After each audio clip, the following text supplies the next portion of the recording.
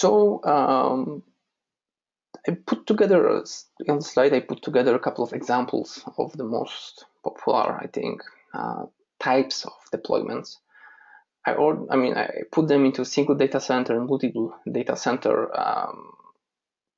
but in fact, every single one of them can be used both ways. So it's not like set in stone, or it's just something I think that's the most common way of deploying multi-DC or single DC deployments. Doesn't mean you can do something else. So for single DC, we have master slave. Obviously, the most basic, I would say, process, most basic topology. And this is something we are going to deploy using ClusterControl right now. So we have a master and a couple of slaves. That's it. Intermediate master. In this particular type of topology, we have master, a couple of slaves, and some of the slaves, well, one of the slaves at least, is acting as a master to another slave. This type of topology can be used and can be really handy when you have large number of slaves. It is because each of the slave has to connect. Every slave has to connect to the master and get the binary logs, and it is not without some overhead. So if you are talking about tens of slaves, it may not be feasible to connect them to every each of them to the master. Therefore, for example, you could deploy something like that. You can have one master, and this master has 5 slaves, and each of those slaves is acting as a master to another 5 slaves. This way, we can just scale our deployment, our topology, without actually impacting the performance of the master. And of course, master-master deployment in active standby type. Again, very simple solution. You have 2 masters, two nodes with replication set up as a master-master. You're writing to one of them. Other is acting as a standby. So in case of something fails, you can just fail over pretty easily to the other host and continue with the traffic, handling the traffic. So very, very popular way to achieve nice high availability. Okay, let's check our job. It finished. So as you can see, we have a cluster created here with one master node. Okay, this is never show again. We don't want this right now. So yeah, we have our master. We have information about the role, status, GTID, executed GTID, information about binary logs. We can now deploy a slave, but before we do that, let's add a load balancer to our setup, and we will pick in MaxScale here. We will pick MaxScale because MaxScale gives you ability to okay, let me check the IPs. Okay, this one.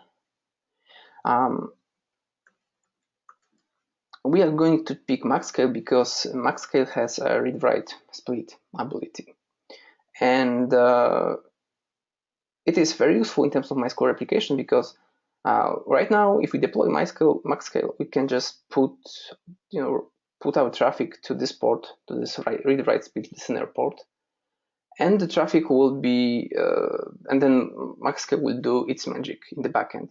It will detect what the type of queries. It will route them accordingly to master, writes to master, reads to slaves. It will monitor replication topology, and it will adapt and make changes if the topology has been changed by some reason. So it is very, I would say, useful and very handy way of handling the proxying in your particular deployment. So we created the job. It is running. It may take some time, so we are going back to our slide. So the multi-DC deployments, well, again, master-slave, this time over wide area network. It is pretty common to see that you have master and a couple of slaves located in one data center, and maybe one or two slaves located in some other location for some reason. Maybe these are maybe you have some kind of reporting process that is running at some other place, yes, and you want to have a slave close to this reporting application. So very common, I would say, setup. Active-passive, again, multi-DC active-passive setup. Another pretty common deployment. You have one single, one data center which is acting as active, and you have a backup data center which is supposed to take a traffic if something happens to this first data center. And of course, MySQL replication is also common when we're talking about wide area network replication between Galera or MySQL clusters. The problem with both MySQL cluster and Galera, these are synchronous or virtual synchronous clusters, and the performance of those clusters is affected by the network latency. And this is, well, a significant problem, because if for some reason you want to span your cluster across the whole, from coast to coast, latency can be a significant issue, and performance may suffer from this. So sometimes it's, instead of doing this and suffering these problems, what you could do basically is set up two clusters and connect them using MySQL replication. Much easier, and I would say much less impacting way of connecting those clusters. Okay, let's check our job. It should finish by now. And yep, it finished. So okay, what we can do here now is, let's take our nodes, and we will see our max scale here.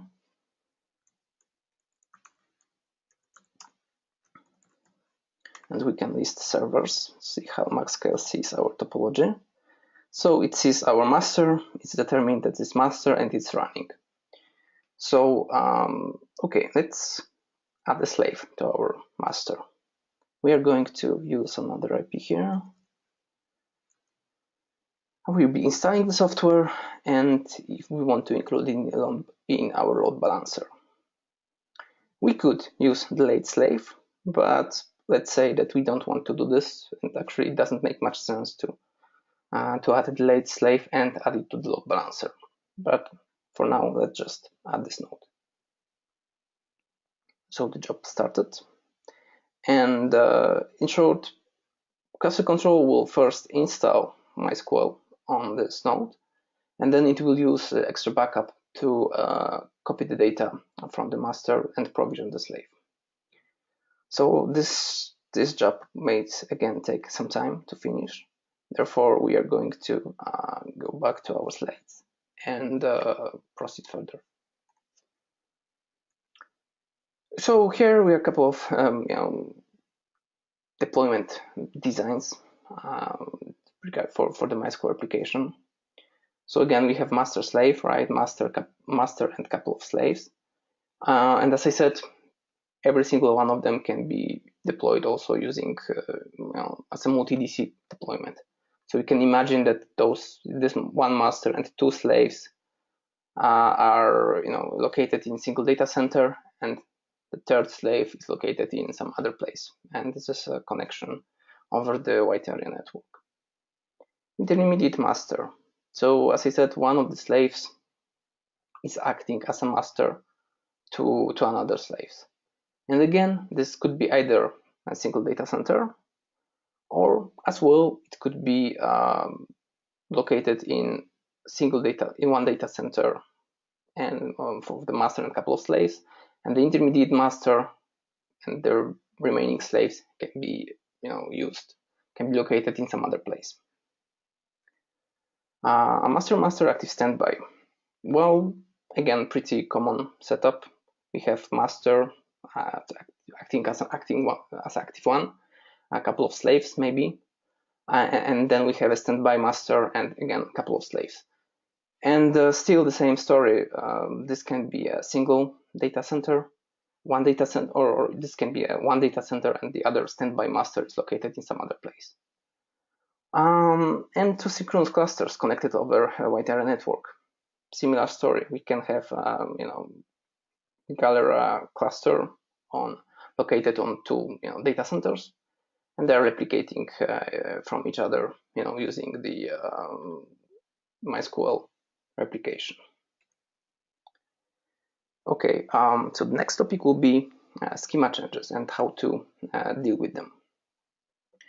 So schema changes in MySQL, they can be handled in a couple of ways. So in short, we are talking about online DDLs.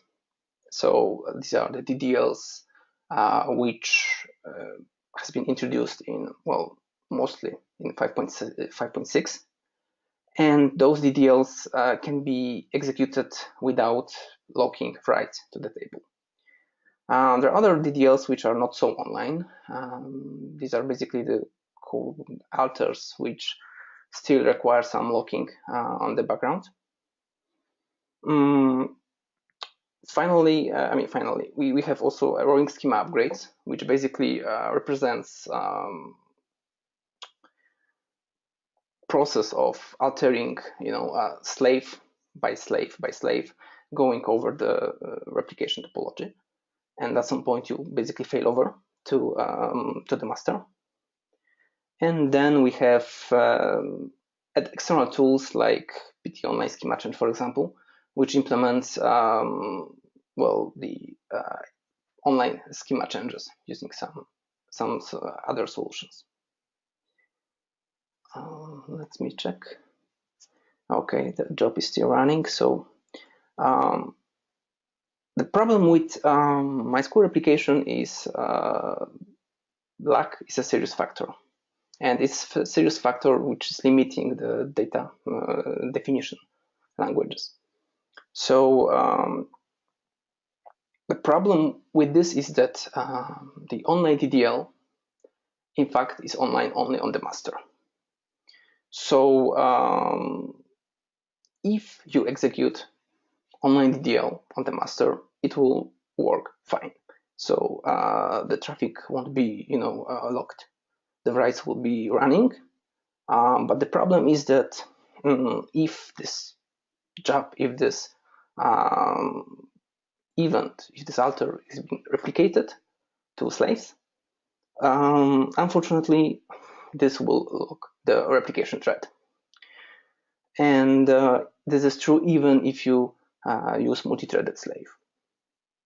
So there is no way around it, unfortunately. Therefore, it basically makes direct alters suitable only for small tables. So you have to work within your limitations, your limits that your application can accept. Because some application can work with 10 minutes of lag, some can work with 1 minute, sometimes has problems with accepting even a few seconds of the replication lag. So basically this kind of tells you, and it creates some kind of constraints that you have to work within.